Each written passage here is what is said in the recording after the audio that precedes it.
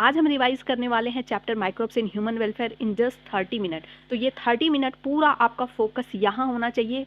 Chapter को ऐसे पढ़ना, इस ढंग से पढ़ना जैसे मूवी देखने जाते हो ना, सारे डिस्ट्रैक्शन को हटाकर पूरा फोकस मूवी पे रहता है, तो वैसे ही आज आपको पढ़ना है सो दैट आपको इसको दोबारा नहीं देखना पड़े। आपको चैप्टर को याद कराने की गारंटी मेरी है। पढ़ रखा है तो अच्छी बात है, नहीं पढ़ रखा है ना तो भी सारे कॉन्सेप्ट्स बिल्कुल क्लियर हो जाएंगे, क्योंकि आप देख रहे हो concept box clear your concept with Neha ma'am.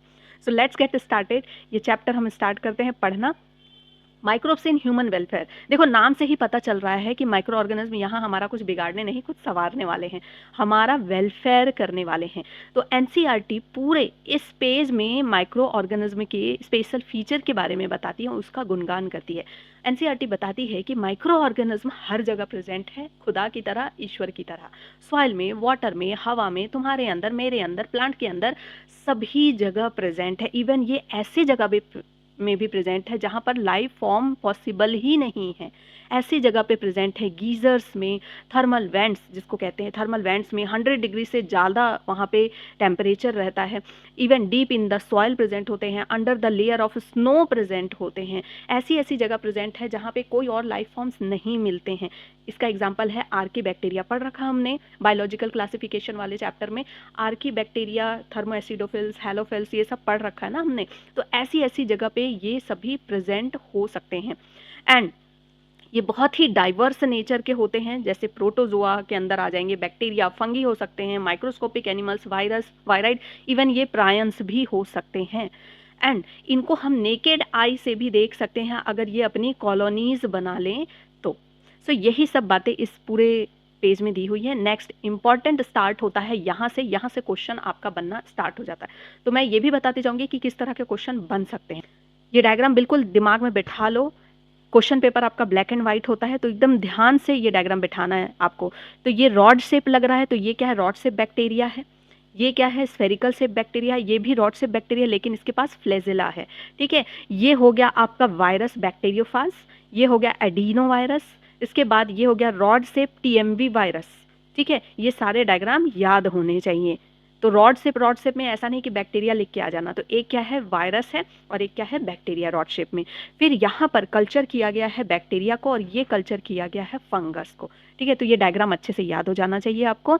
Next, ये आपको थोड़ा सा ज़्यादा स्क्रिबल दिख रहा है, क्योंकि इस लेक्चर को मैं ना एक्चुअली 4 बार बना चुकी हूँ ऑलरेडी, और चारों बार कुछ ना कुछ प्रॉब्लम आई है। ये मैं 5वीं बार बना रही हूँ बच्चे। देखो, मैंने हार नहीं मानी।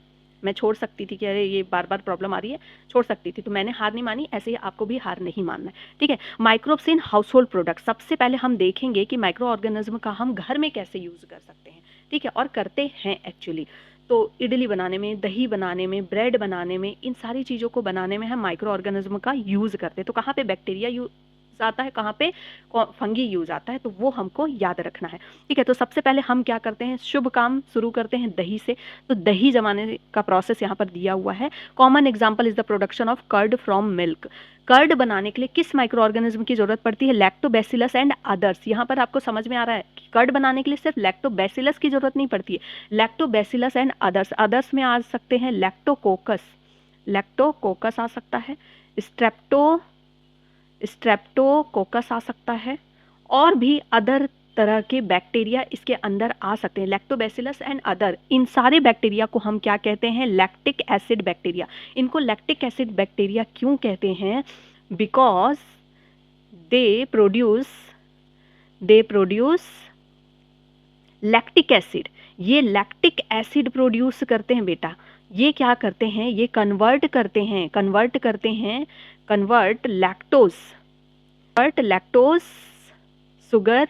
ये लैक्टोज शुगर कहाँ प्रेजेंट है? मिल्क में। Lactose sugar of milk into lactic acid में कन्वर्ट करते हैं, और इसी लैक्टिक एसिड की वजह से जो कर्ड है उसका टेस्ट सॉर होता है, और यही लैक्टिक एसिड फिर क्या करता है? कोएगुलेट करता है किसको? प्रोटीन को। जो मिल्क की प्रोटीन है कैसीन, उसको ब्रेक करता है और बना देता है क्या? कर्ड। ठीक है, तो ये पूरा प्रोसेस आपको समझ में आ गया। इस पूरे प्रोसेस से फ्लो चार्ट के थ्रू क्वेश्चन आ सकता है। तो कर्ड बनाने के लिए लैक्टिक एसिड बैक्टीरिया का हम यूज करते हैं। लैक्टिक एसिड बैक्टीरिया कोएगुलेट कर देते हैं, देखो लिखा है ना, लैब प्रोड्यूस करते हैं एसिड, कौन सा एसिड, लैक्टिक एसिड, और यही लैक्टिक एसिड क्या करता है, कोएगुलेट करता है या अर्नड पार्शियली डाइजेस्ट करता है मिल्क प्रोटीन। मिल्क प्रोटीन कौन सा, केसेन को। स्मॉल अमाउंट ऑफ कर्ड, हम अब दूध में बैक्टीरिया आए कहाँ से, हमने डाला जानबूझकर, उसको क्या कहते हैं, इनोक्यूलम कहते हैं, स्टार्टर कहते हैं, या फिर हम उसको हिंदी में जामन या जोरन कहते हैं। ठीक है, उस एक चम्मच जामन में मिलियंस ऑफ लैब होते हैं, लैक्टिक एसिड बैक्टीरिया होते हैं, और ये मल्टीप्लाई होते हैं। इसको हमको सुटेबल टेम्परेचर देना पड़ेगा, ठीक है, ह्यूमिडिटी में जल्दी ये ग्रो करता है। एंड वेरी इंपॉर्टेंट, कर्ड तो बनता है, कर्ड हमारे गट के लिए, हेल्थ के लिए बहुत अच्छा है, लेकिन और साथ में कर्ड बनते ही विटामिन B12 उसमें बढ़ जाता है। विटामिन B12 कर्ड में भर भर के होता है, इसलिए एग्ज़ाम देने जब जाते हो ना तो कर्ड खिलाया जाता है। कर्ड खाना एग्ज़ाम देने के टाइम पे कोई ये नहीं है, कोई मिथ नहीं है, कोई मिथ नहीं है या कोई शगुन नहीं है। एक्चुअली इसके पीछे साइंस है, क्योंकि इसमें विटामिन B12 बहुत भर भर के होता है, प्रोबायोटिक भर भर के होते हैं। तो प्रोबायोटिक की वजह से आपका गट हेल्थ अच्छा रहेगा, गट अच्छा रहेगा तो मूड अच्छा रहेगा, है ना, ब्रेन अच्छा रहेगा। एंड विटामिन B12 भर भर के होने की वजह से विटामिन B12 क्या करते हैं बेटा, सेरोटोनिन बनाते हैं एंड डोपामिन बनाते हैं। ये दोनों न्यूरोट्रांसमीटर है, इंपॉर्टेंट न्यूरोट्रांसमीटर, और ये क्या करते हैं, आपके मूड को अच्छा रखते हैं, दोनों आपको खुश रखते हैं, थ्रू आउट द एग्जाम आपको मोटिवेटेड रखते हैं, अच्छा फील कराते हैं, आपको चीज़ें याद आती हैं, एंड ये मेमोरी भी डेवलप कराते हैं, मेमोरी डेवलप करने में भी हेल्प करता है। तो एग्जाम के आसपास आप दही ज़रूर खाया करो, ठीक है, हेल्थ भी अच्छी रहेगी, ब्रेन भी अच्छा रहेगा, मूड भी अच्छा रहेगा। नाउ अब डो की बात करते हैं एंड बैटर की बात करते हैं। डोसा इडली का जो बैटर होता है वो फर्मेंट हो सकता है बैक्टीरिया से भी एंड ईस्ट से भी। ईस्ट ऊपर से डाला जाता है फर्मेंट करने के लिए कभी कभी, लेकिन मेनली ये fermented, this is fermented by bacteria, और बैक्टीरिया में डिफरेंट टाइप्स ऑफ बैक्टीरिया होते हैं, और इसमें भी लैक्टिक एसिड बैक्टीरिया इंक्लूडेड होते हैं, ठीक है। और जो पफनेस आती है, ठीक है, आप देखते होगे इतना सा बैटर डालते हो इतना ज़्यादा हो जाता है, जो पफनेस आती है that is due to CO2 gas. छोटे क्लास में एक्सपेरिमेंट किया होगा इससे रिलेटेड। तो CO2 गैस कहाँ से आती है, जो बैक्टीरिया है वो खाते पीते हैं, रेस्पिरेशन करते हैं, और बदले में क्या निकालते हैं, CO2 गैस। तो भर भर के वहाँ CO2 गैस होता है, उसकी वजह से पफनेस आती है। सिमिलरली अगर ब्रेड की बात करें तो ब्रेड का जो डो होता है ना वो फर्मेंटेड होता है बाय द बेकर्स ईस्ट, और बेकर्स ईस्ट को ब्रीवर्स ईस्ट भी कहते हैं। दो नाम है, बेकर्स ईस्ट, ब्रीवर्स ईस्ट, और ये दोनों कौन है, Saccharomyces cerevisiae, Saccharomyces cerevisiae bakers yeast भी है, ब्रीवर्स ईस्ट है। तो याद रखना, जो बेकर्स हैं और जो ब्रीवर्स बनाने वाले हैं उनको शक है किसके ऊपर, सैक्रोमाइसिस सर्विसेज पे, शक करो, ठीक है, इन पे शक है कि ये फर्मेंट कर पाएगा नहीं, लेकिन ये अच्छे से फर्मेंट कर देता है, ठीक है। फिर है टॉडी की बात करते हैं। टॉडी साउथ इंडियन का ट्रेडिशनल ड्रिंक है, लेकिन ये और भी जगह पिया जाता है। ये जो है फर्मेंटेड सैप है, किसका, पाम का। पहले काफ़ी मीठा लगता है, थोड़ी देर छोड़ दो तो वो फर्मेंटेड हो जाता है। Now microbes also use to ferment fish, soybean, bamboo shoots to make food. Very very important line, ये देखो छुपा हुआ लाइन है, लेकिन यहाँ से क्वेश्चन बन सकता है कि फिश को भी फर्मेंट करने में हेल्प करता है, सोयाबीन बैम्बू शूट को भी फर्मेंट करता है टू मेक फूड्स, ठीक है। अब चीज़ की बात करते हैं। चीज़ ऐसे तो बहुत सारे तरह के होते हैं, कुछ चीज़ बैक्टीरिया से बनते हैं, कुछ चीज़ फंगी से बनते हैं, लेकिन यहाँ पर एनसीईआरटी ने सिर्फ दो चीज़ के बारे में बताया है। एक है स्विस चीज़, ये वो चीज़ है जो टॉम एंड जेरी में आप देखते हो जिसमें बड़े बड़े होल्स होते हैं, उसमें जो बड़ा बड़ा होल्स होता है वो भी that is also due to CO2, ठीक है। और ये CO2 किसने प्रोड्यूस किया, बैक्टीरिया ने प्रोड्यूस किया। कौन से बैक्टीरिया, प्रोपियोनी बैक्टीरियम शर्मानी, ठीक है। तो कैसे याद करोगे, शर्मा जी है ना वो एक पाप कर रहे हैं, उनका स्विस अकाउंट में खाता है, बहुत सारे पैसे हैं और उस पैसों में लग गए हैं क्या, कीड़े, छेद कर दिए हैं उन लोगों ने, ठीक है। तो ऐसे आप याद रख सकते, स्विस का शर्मानी, स्विस का क्या है, शर्मानी है, और शर्मानी क्या है, बैक्टीरिया है, शर्मानी क्या है, बैक्टीरिया है। और प्रोपियोनी नाम इसलिए पड़ा क्योंकि यहाँ पे प्रोपियोनिक एसिड बनता है बेटा, प्रोपियोनिक एसिड बनता है, ठीक है। जो बैक्टीरिया है वो प्रोपियोनिक एसिड बनाते हैं। एंड देन द रॉकफोर्ट चीज़, रॉकफोर्ट चीज़ नाम से लग रहा है जैसे कोई किला है ना। तो रॉकफोर्ट चीज़ ना ये शीप के मिल्क से बनता है, और इसमें ना आप देखोगे ब्लू ग्रीन टाइप का स्पॉट, फंगल स्पॉट आपको देखने को मिलेगा, बहुत टेस्टी होता है। और ये फंगल स्पॉट देखने को मिलेगा तो ये किससे बना हुआ है, फंगी से। तो याद रखना स्विस चीज़ बैक्टीरिया से बना है, प्रोपियोनी बैक्टीरिया, ठीक है। और जो रॉकफोर्ट चीज़ है वो फंगी से बना है। कौन से फंगी, पेनिसिलियम रॉकफोर्टी, नाम दोनों का सेम है तो ट्रिक की जरूरत नहीं है, ठीक है। अब हमने घर में यूज कर लिया माइक्रो ऑर्गेनिज्म को, अब हम यूज करने वाले हैं माइक्रो ऑर्गेनिज्म को कहाँ, इंडस्ट्री में। तो आई होप कि ऊपर वाला आपको याद हो गया अच्छे से। अब हम इंडस्ट्री में इसको यूज़ करेंगे। तो इंडस्ट्री में हम कब यूज़ करेंगे माइक्रो ऑर्गेनिज्म को? जब हमको कोई चीज़ बहुत ज़्यादा लार्ज स्केल में बनाना, लार्ज अमाउंट में जब हमको बनाना है तो हम इसको यूज़ करेंगे। और लार्ज अमाउंट में बनाने के लिए हमको लार्ज वेसल की ज़रूरत है, और उन लार्ज वेसल्स को हम क्या कहते हैं? फर्मेंटर्स कहते हैं। इसका डायग्राम यहाँ पर दिया हुआ है, देखो फर्मेंटर्स का डायग्राम दिया हुआ है, ठीक है। इसको स्टिर टैंक लिख करके मत आ जाना, कभी डायग्राम आता है तो ऐसे आएगा नहीं, ठीक है। फर्मेंटर्स हैं। तो फर्मेंटर्स में सबसे पहले हम इंडस्ट्री में क्या बनाना चाहते हैं? इंडस्ट्री में हम बनाना चाहते हैं बेवरेजेस, अल्कोहल बनाना चाहते हैं बहुत ज़्यादा अमाउंट में, जूसेस वगैरह बनाना चाहते हैं, हम बनाना चाहते हैं एंटीबायोटिक्स, ठीक है। तो हम पहले बात करते हैं बेवरेजेस की। बेवरेजेस में यहाँ पर दिया हुआ है कि बेवरेजेस बनाने के लिए सबसे ज़्यादा हम यूज़ करते हैं ईस्ट का, जिसको बीवर्स ईस्ट कहते हैं, सैक्रोमाइसिस सर्विसेज, ठीक है। याद हो गया दोनों, बीवर्स ईस्ट भी है ये और बेकर्स ईस्ट भी है, सैक्रोमाइसिस सर्विसेज।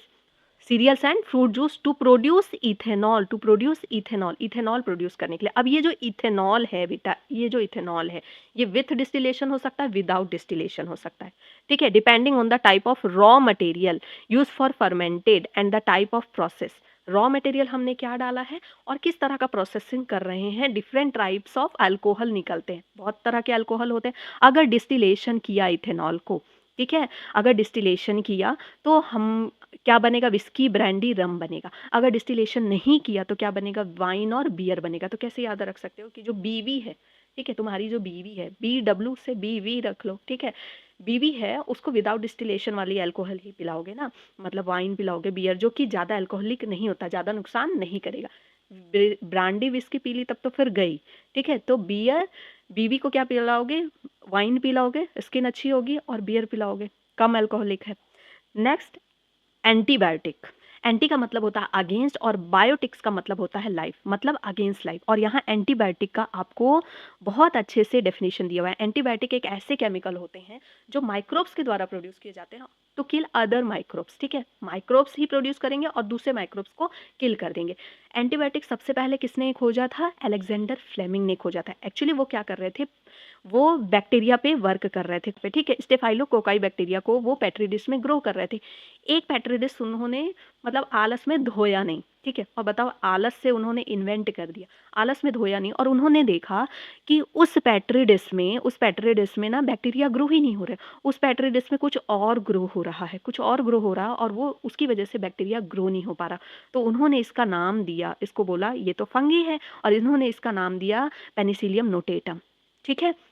और इन्होंने देखा कि जहाँ जहाँ पर ये ग्रो कर रहा है बैक्टीरिया ग्रो नहीं कर पा रहे। तो इस तरह से उन्होंने सेरेंडिपिटी, बाय चांस, जिसको हम सेरेंडिपिटी भी कहते हैं, बाय चांस, यहाँ पर देखो लिखा हुआ है ना, by chance discovery, by chance उन्होंने एंटीबायोटिक्स की खोज कर ली। काश हमारे साथ ऐसा हो जाए। उसके बाद इसका फुल पोटेंशियल, एंटीबायोटिक का फुल पोटेंशियल डिस्कवर किया किसने? आंस चेन एंड हावर्ड फ्लोरे ने किया। और इन एंटीबायोटिक्स का यूज़ किया गया था वर्ल्ड वार 2 के टाइम पे। वर्ल्ड वार 2 के टाइम पे जो सोल्जर्स थे उनके लिए यूज़ किया गया था। और फाइनली 1945 में इन तीनों को नोबेल प्राइज़ मिला इनके कंट्रीब्यूशन के लिए। तो याद रखना है, पेनिसिलिन की खोज अलेक्जेंडर ने की, और लास्ट में अलेक्जेंडर के गले में क्या डाला गया? चेन, ठीक है। ऐसे याद रखो, अलेक्जेंडर के गले में चेन डाला गया। किसका चेन? फूलों का चेन, फ्लोरे का चेन, ठीक है। और कब डाला गया? 1945 में। इन तीनों को क्या मिला? नोबेल प्राइज मिला, ठीक है। किस बैक्टीरिया पे काम कर रहे थे? स्टेफाइलोकोकाई। घर में हमने यूज कर लिया, इंडस्ट्री में यूज कर लिया। अब हम जानते हैं कि माइक्रो ऑर्गेनिज्म ना केमिकल्स, एंजाइम्स और भी अदर बायोएक्टिव मॉलिक्यूल बनाने में काम आते हैं। तो क्या क्या चीज बना रहे हैं? वो एसिड बना रहे हैं, ऑर्गेनिक एसिड्स बना रहे हैं, अल्कोहल बना रहे हैं, एंजाइम्स बना रहे हैं। तो यहाँ से बेटा ये जो पैराग्राफ है, this is very very very important. यहाँ से आपका भर भर के क्वेश्चन आया हुआ है और भर भर के क्वेश्चन बनता है। इस पूरे पैराग्राफ से आपके असर्शन रीजन बनते हैं, मैच द फॉलोइंग बनते हैं, और आपके स्टेटमेंट वाले क्वेश्चन बनते हैं, ठीक है। असर्शन, रीजन और मैच तो आपका बनता ही है और आया भी हुआ है, ठीक है। तो देखो, एसिड, एसिड एक तरफ दे देगा, ये लास्ट ईयर भी शायद क्वेश्चन आया था, एक तरफ एसिड और इससे रिलेटेड कौन सा एसिड कौन सा माइक्रो ऑर्गेनिज्म बनाता है। तो एस्परगिलस सिट्रिक एसिड बनाता है, एसीटोबैक्टर एसिटिक एसिड। तो एसीटोबैक्टर एसिटिक एसिड नाम मिल रहा है ना। ब्यूटेलिकम ब्यूटेरिक एसिड बनाता है, दोनों का नाम मिल रहा है। लैक्टोबैसिलस लैक्टिक एसिड बना रहा है, तो दोनों का नाम मिल रहा है, ठीक है। इसमें और कंफ्यूज करने वाली बात सिर्फ ये है कि एस्परगिलस ही सिर्फ यहाँ पर फंगस है, बाकी के बाकी सभी क्या है बेटा? ये तीनों बैक्टीरिया हैं, ये तीनों बैक्टीरिया है। इतना इसलिए बेटा वर्क है क्योंकि कई बार पढ़ा चुके तो कितना डिलीट करते, तो इसीलिए रहने दिया मैंने। और ये क्या बनाने में काम आते हैं? ये बनाने में काम आते हैं एंजाइम्स। एसिड की बात कर ली, अब एंजाइम्स की बात करते हैं, ठीक है। तो एंजाइम्स कौन कौन से बना रहे हैं? लिपेजेस बना रहे हैं, पैक्टिनेज, प्रोटीएज, स्ट्रेप्टोकाइनेज, ये सारे तरह के ये एंजाइम्स बना रहे हैं और उनका फंक्शन। तो सबसे पहले देखो, ईस्ट सैक्रोमाइसिस सर्विसे हेल्प करता है इथेनॉल बनाने में, ये तो हमने देख लिया, ठीक है। एंजाइम्स बनाने में यहाँ से क्वेश्चन आपका बन रहा है assertion reason. Lipases are used in detergent formulation, ये है असर्शन। रीजन क्या हो जाएगा? बिकॉज हेल्प इन रिमूविंग, ठीक है, रीजन हो जाएगा, दिया हुआ रहेगा, they help in removing oily stain from the laundry. तो सही है ना, ऑयली स्टेन को ये हटाते हैं, इसीलिए ये डिटर्जेंट में यूज करते हैं, नहीं तो डिटर्जेंट में क्या काम इसका। फिर सेकेंड है इसका, पैक्टिनेज एंड प्रोटीएज को यूज किया जाता है फ्रूट जूस के कैन में, ठीक है।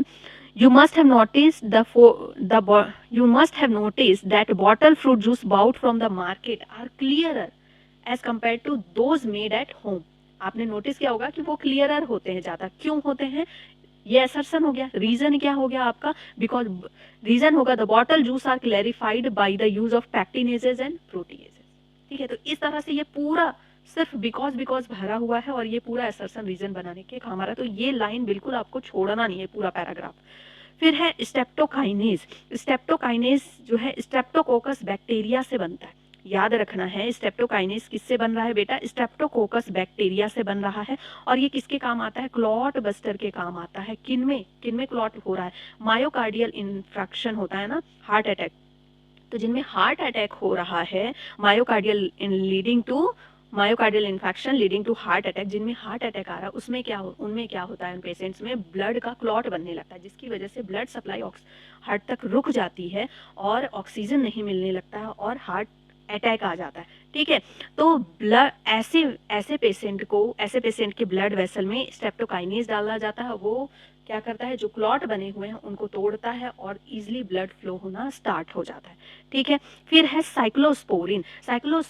स्पोर से समझ में आ रहा है, स्पोर्स है यहाँ पे। साइक्लोस्पोरिन को बना रहा है कौन? फंगस बना रहा है। कौन सा फंगस? Trichoderma polysporum. ट्राइकोडर्मा का एक और जगह नाम आएगा, जैसे सैक्रोमाइसिस का आया ऐसे ट्राइकोडर्मा का एक और जगह नाम आएगा आगे।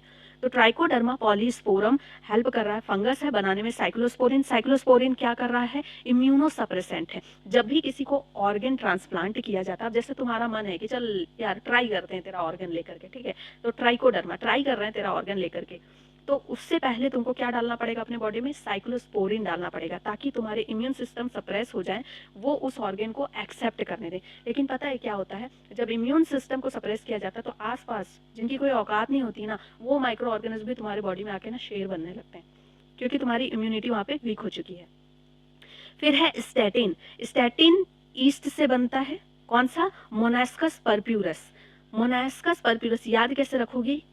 मोना डार्लिंग जो है, उसके लाइफ का पर्पस है कि कोलेस्ट्रॉल लो रखना, लोगों का कोलेस्ट्रॉल, ब्लड कोलेस्ट्रॉल को लो रखना, और इसके लिए वो हमेशा स्टैटिन रहती है, ठीक है, खड़ी रहती, स्टैटिन रहती है, और उसका पर्पस है कि सबका ब्लड कोलेस्ट्रॉल लो रखना। वो कैसे कर पाती है? देखो यहाँ पर एक असर्शन रीजन ये भी बन रहा है, ठीक है। रीजन क्या है? Inhibiting the enzyme responsible for the synthesis of cholesterol. जो एंजाइम आपकी बॉडी में कोलेस्ट्रॉल को बनाते हैं, ये स्टैटिन जा करके वो क्या करता है? उन एंजाइम के साथ कॉम्पिटिटिव इनहिबिटर की तरह काम करता है, and hence lower the blood cholesterol level, ठीक है। तो ये पूरा पैराग्राफ बहुत इंपॉर्टेंट था, इसलिए मैंने डिटेल में बताया। अब आगे बढ़ जाते हैं। अब हम सीवेज ट्रीटमेंट में कहीं नहीं छोड़ेंगे माइक्रो ऑर्गेनिज्म को, गंदगी भी साफ कराएंगे। तू मेरा सारा काम कर, तू घर का सारा काम कर, खाना भी बना, तू इंडस्ट्री में भी काम कर, तू हर जगह काम कर, अब तू टट्टियां भी साफ कर, ठीक है। तो सीवेज ट्रीटमेंट में भी यूज कराएंगे। तो सीवेज सबसे पहले क्या होता है? म्युनिसिपल वेस्ट वाटर, मतलब तुम्हारे किचन से जो वेस्ट जा रहा है, जो भी अगड़म बगड़म जो भी तुम खा रहे हो, उसका जो वेस्ट जा रहा है, हाथ धो रहे हो, बेसिन से जो वेस्ट जा रहा है, नहा रहे हो, डिफरेंट टाइप्स ऑफ शैम्पू और फेस वॉश वगैरह यूज कर रहे हो, उसके बाद जो पॉटीज वगैरह हैं, कमोड से जो कचरा जा रहा है, तो ये जितनी भी चीजें, इसको डायरेक्ट तो हम नदी में नहीं डाल सकते ना, तो जो भी 1% वाटर, फ्रेश वाटर हमारे पास है, वो भी खत्म हो जाएगा दुनिया में। तो इसको पहले हम क्या करते हैं, ट्रीट करते हैं। तो इन सीवेज को हम क्या करते हैं, ट्रीट करते हैं सीवेज ट्रीटमेंट प्लांट में, और सीवेज ट्रीटमेंट प्लांट में हम इनको काम पे लगाते हैं। कौन कौन से बैक्टीरिया को, aerobic bacteria and anaerobic bacteria को काम पे लगाते हैं। देखो बहुत ही सिंपल सा बेटा स्टेप है, पता नहीं बच्चों को क्यों इसमें डर लगता है। देखो 2 स्टेज में ये बटा हुआ है, 2 स्टेज होते हैं इसमें, मैं तुमको यहाँ से समझाऊंगी अच्छे से। 2 स्टेजेस हैं यहाँ पर, प्राइमरी ट्रीटमेंट होता है और सेकेंडरी ट्रीटमेंट। अब समझो कि गंदा पानी है, गंदे पानी में रैपर्स, हेयर्स और स्ट्रॉ वगैरह बहुत सारी दुनिया भर की चीज़ें हैं हल्की फुल्की, और उसमें मिट्टी है, पेबल्स है, एंड उसके अलावा सारी घुली हुई है ना, ऑयल वगैरह, सारी घुली हुई चीज़ें, गंदगी, ऑर्गेनिक वेस्ट वगैरह भी उसमें, पॉटी वगैरह सब कुछ है उसमें, समझ रहे हो, हाँ, डिटर्जेंट वगैरह सब है उसमें, कुछ जो घुला हुआ है। तो जिसको हम पहले अलग कर सकते हैं उसको हम फिजिकली अलग कर देंगे। तो फिजिकल स्टेज होता है, दूसरा होता है बायोलॉजिकल स्टेज। तो फिजिकल स्टेज में भी 2 पार्ट हैं। फिजिकल स्टेज को प्राइमरी ट्रीटमेंट कहते हैं और बायोलॉजिकल को सेकेंडरी ट्रीटमेंट। बायोलॉजिकल इसलिए नाम है क्योंकि यहाँ पर हम माइक्रोब्स का यूज करेंगे, फिजिकल में माइक्रोब्स का यूज नहीं करेंगे। तो फिजिकल भी 2 पार्ट में डिवाइडेड है, फिल्ट्रेशन एंड सेडिमेंटेशन। तो फिल्ट्रेशन में क्या करेंगे, हम छानेंगे जो भी रैपर्स वगैरह हैं, हेयर वगैरह, जो भी बाहर ऊपर ऊपर स्ट्रॉ वगैरह जितनी भी चीजें, उन सबको हम छान लेंगे, ठीक है। फिल्ट्रेशन में छान लिया जाता है, एंड देन फिल्टर करने के बाद इन सबको, ठीक है, जो गंदा जो सीवेज है उसको हम क्या करते हैं, थोड़ी देर छोड़ देते हैं, थोड़ी देर अनडिस्टर्ब छोड़ देते हैं। 7th क्लास या 8th क्लास में पढ़ा होगा सेडिमेंटेशन सुपरनेटेंट प्रोसेस, ठीक है। तो सेडिमेंटेशन में क्या होता है, नीचे थोड़ी देर छोड़ दो, अनडिस्टर्ब छोड़ दो, तो पेबल्स वगैरह, सॉइल वगैरह सब नीचे आ जाते हैं और ऊपर आ जाता है आपका अच्छा थोड़ा सा साफ सुथरा पानी, थोड़ा सा साफ सुथरा पानी, जिसको हम सुपरनेटेंट कहते हैं, और नीचे वाले को सेडिमेंट कहते हैं। नीचे वाले को सेडिमेंट कहते हैं, ऊपर वाले को सुपरनेटेंट। और यहाँ पर सुपरनेटेंट को क्या कहा गया है, इफ्लुएंट कहा गया। अब ये जो इफ्लुएंट है ना बेटा, ये जो इफ्लुएंट है, अब इसका होगा बायोलॉजिकल ट्रीटमेंट। इसको हम डालेंगे एरेशन टैंक में। नाम से ही समझ में आ रहा है, भर भर के हवा देंगे इसमें, एरेशन देंगे, ठीक है। तो एरेशन देंगे और साथ में एरोबिक माइक्रोब्स डालेंगे, ठीक है। एरोबिक माइक्रोब्स एयर के, ऑक्सीजन के प्रेजेंस में ग्रो करेंगे, और इसमें जितना ऑर्गेनिक मैटर है ना, इसमें जितना ऑर्गेनिक मैटर प्रेजेंट है उसको खाएंगे, खाएंगे पिएंगे, पार्टी मनाएंगे। उनको बढ़िया हवा भी आ रही है, पूरी पार्टी मनाएंगे, और ये फिर बना देंगे फ्लॉक्स। फ्लॉक्स क्या होता है बेटा, फ्लॉक्स क्या होता है, flocs are masses of bacteria and fungal association. Bacteria और फंगस मिल करके ना मैस लाइक स्ट्रक्चर बना देंगे, जिसको बड़े बड़े स्ट्रक्चर बना देंगे, जिसको फ्लॉक्स कहेंगे, ठीक है, ग्रुप बना देंगे। और ये मिल करके, समझो कि ये फ्लॉक्स है, और ये फ्लॉक्स मिल करके क्या खाएंगे, ऑर्गेनिक वेस्ट को खाएंगे। और ऑर्गेनिक वेस्ट को जब खाएंगे तो ये ऑक्सीजन की डिमांड करेंगे, भाई ऑक्सीजन दो, ऑक्सीजन दो, ऑक्सीजन दो, ठीक है। तो जितना ज्यादा पॉल्यूटेड वाटर रहेगा उतना ज्यादा ऑक्सीजन का डिमांड रहेगा, ठीक है। समझो बीओडी क्या होता है, बायोलॉजिकल ऑक्सीजन डिमांड। ऑक्सीजन की डिमांड हो रही है, कौन कर रहा है ऑक्सीजन की डिमांड, फ्लॉक्स कर रहा है। फ्लॉक्स क्या है, बैक्टीरिया एंड फंगी का एसोसिएशन। ये सभी बैक्टीरिया और फंगी मिल करके ऑर्गेनिक मैटर खा रहे हैं। तो ऑर्गेनिक मैटर खा रहे हैं तो उनको ऑक्सीजन चाहिए, ज़्यादा से ज़्यादा ऑक्सीजन चाहिए, ठीक है, रेस्पिरेशन करने के लिए। तो जितना ज़्यादा बायोलॉजिकल ऑक्सीजन डिमांड होगा, more the greater the BOD and more the water is polluted, ठीक है। जैसे जैसे वो खाते जाएंगे ऑर्गेनिक मैटर को, बीओडी कम होता जाएगा और वाटर लेस पॉल्यूटेड हो जाएगा, ठीक है। वाटर क्या हो जाएगा, वाटर लेस पॉल्यूटेड हो जाएगा, less BOD less water polluted, मतलब ऑक्सीजन की डिमांड कम हो गई है, मतलब कि ऑर्गेनिक वेस्ट अब कम बचा है। समझ गए, ऑर्गेनिक जो मैटर है या वेस्ट है वो क्या हो चुका है, वो कम बचा है, इसीलिए अब ऑक्सीजन की डिमांड कम हो गई है। आई होप ये समझ में आ गया। अब ये जो फ्लॉक्स है ना, फ्लॉक्स को हम डालेंगे। अब इन्होंने पार्टी वार्टी करके फ्लॉक्स बना लिया, अब वो फ्लॉक्स वाला पानी तो हम नहीं डाल सकते ना नदी में, तो इसको फ्लॉक्स वाले पानी को हम क्या डालेंगे, किस में डालेंगे, एक दूसरे टैंक में डालेंगे, सेकेंड ट्रीटमेंट बायोलॉजिकल ट्रीटमेंट का, ठीक है, सेकेंड स्टेज। हम इसको डालेंगे एनारोबिक स्लज डिजास्टर में डालेंगे, जिसमें कि अंदर इनका दम घुट के ये मर जाए और जो एनारोबिक बैक्टीरिया है इनके डेड पार्ट्स को खा ले, क्योंकि भाई वहाँ ऑक्सीजन रहेगी नहीं तो ये मरेंगे ही मरेंगे, ठीक है।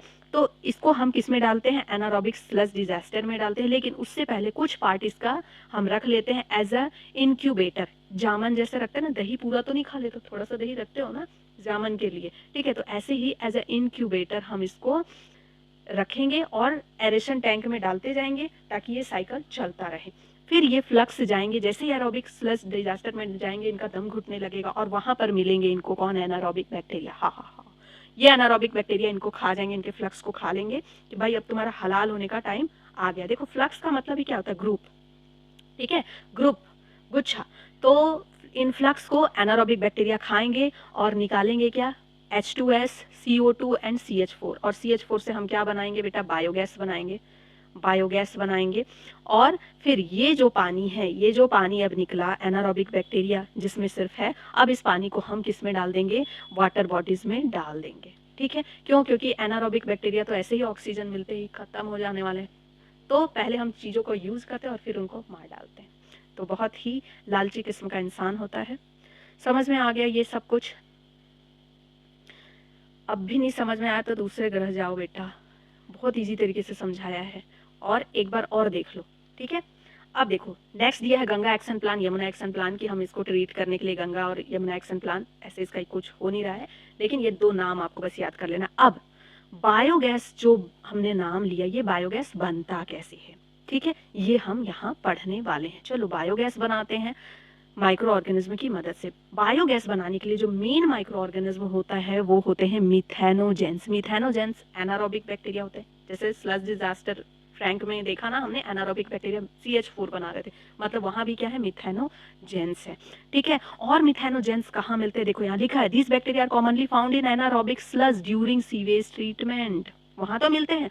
और कहाँ प्रेजेंट होते हैं, they are present in rumen. Rumen क्या है, a part of stomach of cattle. जो कैटल होते हैं, जो रूमिनेंट्स होते हैं, उनके स्टमक का एक पार्ट होता है रूमेन, वहां पर ये प्रेजेंट होते हैं। वहां ये क्या करते हैं भाई, मिथेनोजेंस वहां पर क्या करते हैं, वहां पर ये पार्टी करते हैं। एक्चुअली गाय खाती है सेलुलोज, ठीक है, घास खाती है, घास में होता है सेलुलोज, सेलुलोज इनको बहुत अच्छा लगता है, तो ये क्या करते हैं, उनके सेलुलोज को ब्रेक डाउन करते हैं, न्यूट्रिशन लेते हैं उससे, and play an important role in the nutrition of cattle. इस तरह से ये क्या कर रहे हैं, सिम्बायोटिक रिलेशन बना रहे हैं, कैटल को भी फायदा हो रहा है और इनको भी फायदा हो रहा है। तो ओवरऑल जो एक्सक्रीटा निकलता है ना कैटल का जो डंग निकलता है, जो गोबर निकलता है, उसमें भर भर के मिथेनोजेंस होते हैं, are rich in these bacteria, excreta rich in these bacteria. And इसीलिए गाय का जो गोबर होता है उसको यूज किया जाता है एज अ बायोगैस, और इसीलिए उसको हम गोबर गैस भी कहते हैं। तो यहाँ से असर्सन रीजन बन रहा है बेटा, किस लिए, इसीलिए बहुत सारा बन रहा है, ठीक है। तो बायोगैस को हम गोबर गैस क्यों कहते हैं ये पता चल गया, ठीक है। एंड जो मिथेनोजेन है, बहुत सारे तरह के मिथेनोजेंस होते हैं, उसमें से सबसे कॉमन जो बैक्टीरिया है वो है मिथेनोबैक्टीरिया, ये याद रखना, ठीक है। नाउ बायोगैस प्लांट कैसा होता है, 10 से 15 मीटर डीप होता है, ठीक है, एकदम अंदर होता है, उसमें भर भर के हम गोबर डालते हैं। ये 10 से 15 मीटर सेंटीमीटर नहीं, मीटर डीप होता है बेटा, और इसमें भर भर के हम क्या डाल रहे हैं, गोबर वाला पानी डाल रहे हैं, गोबर पानी डाल रहे हैं। उसके ऊपर ये फ्लोटेड, ठीक है, फ्लोटिंग ये टैंक जैसा होता है, और ये है आउटलेट जहां से गैस निकल रही है, जहां से क्या निकल रही है बेटा, गैस निकलती है, और ये गैस जो है सप्लाई के लिए बिल्कुल connected to a pipe supply biogas to nearby houses. अब यहाँ पर असर्शन रीजन क्वेश्चन बन रहा है बहुत ही सिंपल सा, कि सब कैटल जो बायोगैस प्लांट होते हैं वो गांव में ही सबसे ज्यादा क्यों है, इसलिए है क्योंकि cattle dung is available in large quantities in rural area, ये रीजन हो गया, ठीक है, okay. As where cattle are use for variety of purpose, so जहां पे भी सो लिखा है, बिकॉज लिखा है, इफ लिखा है, व्हेन लिखा है, इस तरह का जहां भी स्टेटमेंट लिखा है बेटा, असर्शन रीजन वहां से बनता है, वहीं से एंटी असर्शन रीजन उठाती है, ठीक है। So biogas are more often built in rural areas. The biogas, ये जो बायोगैस है यूज किया जाता है कुकिंग के लिए, लाइटिंग के लिए, और वेरी इंपॉर्टेंट, बायोगैस किसने डेवलप किया था, बायोगैस जो टेक्नोलॉजी किसने डेवलप किया था, भाई गांव में होता है ज्यादातर, तो गांव से रिलेटेड नाम है agriculture, Indian agriculture research institute, और खादी, खादी भी गांव में होता है, khadi and village industrial commission, तो ये आपको याद रखना है। अब पढ़ते हैं microbes as biological control agent, ठीक है। अब माइक्रो ऑर्गेनिज्म से हम और काम करवाएंगे, ठीक है, घर साफ कर लिया, टट्टियाँ साफ करा ली, अब हम इनको खेत में काम लगाएंगे as a bio control agent. देखो ये क्या करेंगे, प्लांट के डिजीज को, पेस्ट्स को, इंसेक्ट्स को, इन सब को अब किल करने का काम करेंगे। हम फर्टिलाइजर, हम नहीं चाहते हैं कि ज़्यादा से ज़्यादा केमिकल यूज़ करें, हम ऑर्गेनिक फार्मिंग करना चाहते हैं। हम चाहते हैं कि जो हमारे प्लांट्स हैं उनके ऊपर जो कीड़े वगैरह लग रहे हैं उनको माइक्रो ऑर्गेनिज्म खा लें, ठीक है। सो दैट अगर हम फर्टिलाइजर यूज़ करते हैं और दूसरे इंसेक्टिसाइड यूज़ करते हैं तो क्या होता है कि एक स्प्रे में सारे के सारे इंसेक्ट्स मर जाते हैं। जो इंसेक्ट्स प्लांट्स के लिए यूज़फुल होते हैं, जो फूड चेन के लिए ज़रूरी हैं, वो भी मर जाते हैं। तो उसको प्रिवेंट करने के लिए हम माइक्रो ऑर्गेनिज्म का यूज़ करते हैं as a bio control agent. तो इस पैराग्राफ में यही बात लिखा हुआ है, ठीक है। तो अब हम देखेंगे कौन से बायो एजेंट का हम यूज़ करते हैं और कैसे कर सकते हैं। The very familiar beetle with red and black marking, ladybird and dragonfly. देखो लेडी बर्ग, अगर हम कोई इंसेक्टिसाइड छींटते हैं तो लेडी बर्ड भी मर जाएगी, ड्रैगन फ्लाइज भी मर जाएंगे, जो कि यूजफुल है एफिड्स एंड मॉस्किटो को किल करने के लिए। वो क्या करते हैं, एफिड्स मॉस्किटोज को खाते हैं। हम मॉस्किटोज को हटाना चाहते हैं, लेकिन अगर हमने कुछ छिड़काव किया तो ये सारे भी मर जाएंगे, तो हम नहीं चाहते, ठीक है। An example of microbial bio control agent that can be introduce in order to control butterfly caterpillar. जो बटरफ्लाई कैटरपिलर्स होती है वो पत्तियों को खा जाती है, ठीक है, नुकसान पहुंचाती है प्लांट्स को। तो उसको हटाने के लिए किसका यूज किया जाता है, बैक्टीरिया बैसिलस थुरिनजेनेसिस, जिसको बीटी कहते हैं। ये आपने पढ़ रखा ऑलरेडी, कौन से चैप्टर में, जल्दी बताओ, एप्लीकेशन इन बायोटेक्नोलॉजी में, ठीक है। तो इसका क्या करते हैं, जो बैक्टीरिया है इसके सैशे आते हैं, ठीक है, सैशे आते हैं, उसको पानी में घोलते हैं और स्प्रे कर देते हैं। तो स्प्रे करने से क्या होता है, ये काफ़ी ना स्पीसीज स्पेसिफिक होते हैं, तो ये बाकी किसी को नुकसान नहीं पहुंचाते। ये सिर्फ किसको नुकसान पहुंचाते हैं, बटरफ्लाई कैटरपिलर को। जैसे ही बटरफ्लाई कैटरपिलर ना आते हैं और उसके लीफ को या फ्रूट्स को खाना शुरू करते हैं, तो वो बैक्टीरिया उनके लार्वे में गट में चला जाता है, ठीक है। गट में जाकर के उनके गट की ना बिल्कुल ऐसी स्थिति करता है, बिल्कुल दर्दनाक मौत मरते हैं। ये पता होगा आपको, ये कहानी बहुत अच्छे से मैंने पढ़ाया है एप्लीकेशन, बायोटेक्नोलॉजी एप्लीकेशन वाले चैप्टर को। नहीं देखा तो देख सकते हो, ठीक है। बहुत खराब मौत होती है और लार्वा जो है किल हो जाता है। The bacteria disease will kill the caterpillar but leave the other insects unharm. बाकी किसी को नुकसान नहीं पहुंचाता। और इस तरह से क्या होता है, बैक्टीरिया कैटरपिलर, बहुत सारे बैक्टीरिया कैटरपिलर जब मर जाते हैं तो उनको खुद ही समझ में आता है कि इन प्लांट्स के आसपास नहीं आना, भाई मर जाएंगे अगर खाएंगे तो, ठीक है। ऐसे ही बीटी कॉटन का उसमें बताया हुआ है मैंने। नेक्स्ट है very important, a biological control. अब देखो क्या है कि प्लांट की डिजीज को हटाना है, तो प्लांट की डिजीज को हटाने के लिए हम एक फंगस का यूज कर रहे हैं, ट्राइकोडर्मा। अभी मैंने बोला था ना ट्राइकोडर्मा का काम आएगा, साइक्लोस्पोरिन इम्यूनोसप्रेसेंट, ट्राइकोडर्मा। अब देखो वही फंगस ट्राइकोडर्मा यहाँ पर है, ठीक है, जो प्लांट के डिजीज को हटा रहा है। ये क्या है, Trichoderma species are free living fungi है, very common in root ecosystem. ये क्या करते हैं, they are effective biological agent of several plant pathogen. Plant को पैथोजन से होने वाले डिजीज से बचाते हैं, ठीक है। तो आपको यहाँ पर याद रखना है कैटरपिलर के लिए बीटी यूज किया हमने, ठीक है। पैथोजन के लिए, पैथोजेनिक डिजीज के लिए ट्राइकोडर्मा यूज किया। बीटी क्या है बेटा, बैक्टीरिया। ये हमेशा याद रखना, कौन बैक्टीरिया है, कौन आपका फंगस है, ट्राइकोडर्मा फंगस है, फंगस यूज किया, ठीक है। फिर है वायरस। अब हम वायरस को भी नहीं छोड़ेंगे, तुमको भी काम में लगाएंगे। एक वायरस ऐसा है जो बिल्कुल बकलोल है, बकुलो वायरस, ठीक है। मैं इसको समझाने के लिए, आपको याद कराने के लिए बोल रही हूँ, बकलोल नहीं है वो, लेकिन बैक्यूलो वायरस से याद रखो, बकलोल वायरस। ये इसलिए बकलोल है क्योंकि ये प्लांट को कुछ नहीं करता, इंसेक्ट्स को कुछ नहीं करता, किसी का कुछ नहीं करता। ये सिर्फ और सिर्फ ऐसे इंसेक्ट्स को करता है जो इसका खाना है, ठीक है, insects and other arthropods. And no negative impact on plants, mammals, birds, fish और इवन नॉन टारगेट इंसेक्ट्स। जो इसके टारगेट वाले नहीं है ना, जिसने इसका कुछ नहीं बिगाड़ा या फिर जिसको इसको नहीं खाना है, उसका कुछ नहीं करते, सिर्फ टारगेट बेस्ड है। तो ये बहुत ही एक्सीलेंट कैंडिडेट है। प्लांट ने बोला वाह, आप चूज कर लिए गए हैं, आप इंटरव्यू में पास हो गए हैं, you are excellent candidate because you are species specific. तुम स्पीसीज स्पेसिफिक हो भाई, जिसको बोला जा रहा बस उसी को मारो, बाकी सबको कुछ नहीं करो। क्या वायरस, वायरस कभी ऐसा होता है कि वायरस के नाम पे क्या है, ये धब्बा है, वायरस तो किसी को नहीं छोड़ता ना, तो वायरस के नाम पे धब्बा, इसलिए इसको बोल रहे हैं बकलोल वायरस, बैक्यूलो वायरस। और ये बैक्यूलो वायरस बहुत सारे तरह के होते हैं, लेकिन मेनली जो जीनस न्यूक्लियो पॉलीहेड्रोवायरस में आते हैं वही इसी काम आते हैं, ठीक है। तो देखो यहाँ लिखा हुआ है, the majority of baculovirus used as biological control agents are in genus. Majority जो बैक्यूलो वायरस आते हैं जो बायोलॉजिकल कंट्रोल के लिए यूज किए जाते हैं वो किस जीनस के होते हैं, न्यूक्लियो पॉलीहेड्रोवायरस जीनस के, ठीक है, समझ में आ गया। तो ये जीनस आपको याद रखना है, एक जगह और जीनस है, आगे पढ़ेंगे, 2 जीनस इस चैप्टर में आपको याद रखना है। तो न्यूक्लियो पॉलीहेड्रोवायरस जीनस के हैं, ठीक है। अब माइक्रोब्स इन बायो फर्टिलाइजर, अब हम फर्टिलाइजर के तौर पे माइक्रो ऑर्गेनिज्म का यूज करेंगे, कहीं नहीं छोड़ेंगे तुमको, हर जगह यूज करेंगे, ठीक है। देखो सब मिटा नहीं है मैंने।